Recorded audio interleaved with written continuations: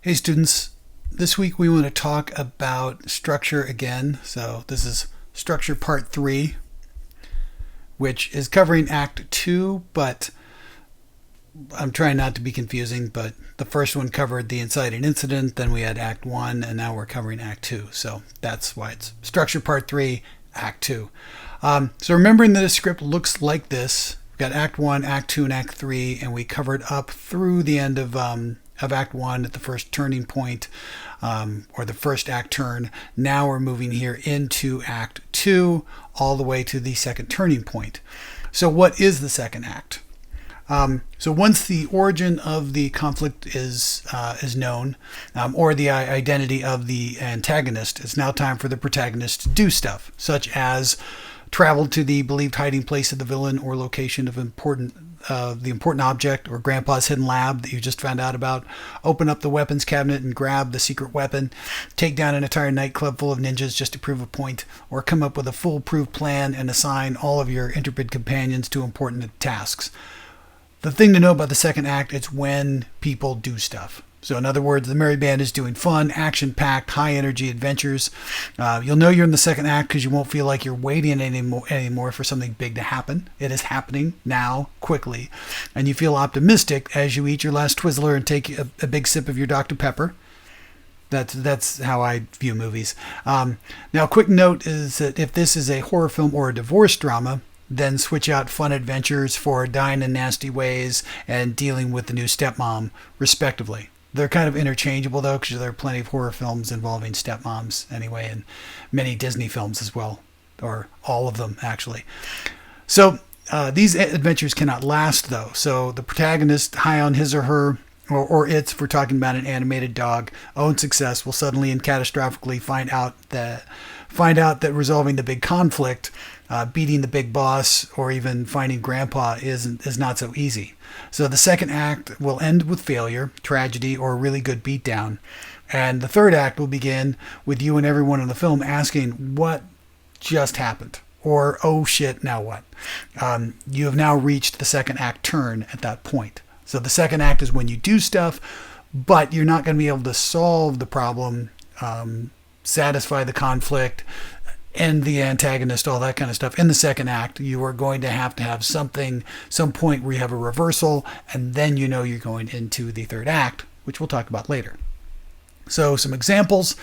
In a rom-com, the protagonists have slept together or gone on some dates and think everything's cool till they have the mother of all fights and they break up. Or they pretend they love someone else and plan the wedding and then freak out at the altar. In an adventure, the kids have found Grandpa's secret lair to bet, but he was there and left in a hurry. Plus, he left deadly booby traps, which kill the bad guys and not the kids, fortunately, and left behind clues that he might have had an entire secret other family and may have not been the sweet, kooky old man you thought he was. Grandpa's, you know.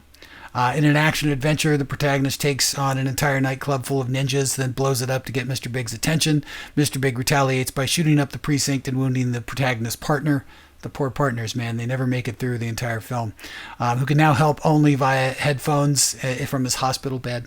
The protagonist follows a lead to what turns out to be a trap, and he gets ruthlessly stomped by Albanian goons. And then we're ready for the third act there. In a sci-fi film, the aliens now tearing through the crew like what cardboard cutouts, and everyone's freaking out, and they don't have any weapons. Why don't they have any weapons? This is the future. They should have weapons. That's how it works. And a fantasy film, the band of merry travelers have climbed the mountains, defeated the Balrog, survived for the most part except for the damn wizard, met the scary and powerful elves, but shit, orcs, and Boromir, damn it. Note, the individual films in trilogies, intentional trilogies, don't usually end on a note of finality and resolution. The cliffhanger is very much like a second act turn, so they can end slightly differently. In a revenge drama, the protagonist continues to kill people until he pretty much gets sick of it, and then he finds out some shocking revelation that his daughter's still alive or his wife was pregnant with the killer's baby, and he considers quitting but doesn't, and then he goes back into Act 3 and continues to kill people. That's revenge drama for you. And then in Home Alone, Kevin does whatever he wants and forgets he even had parents, and also watches movies, fortifies the house against Joe Pesci and Daniel Stern, and he briefly angers Donald Trump. Oh, but that's Home Alone Again, Part 2, or whichever one that is. So that's Act 2. That's the way that works, okay?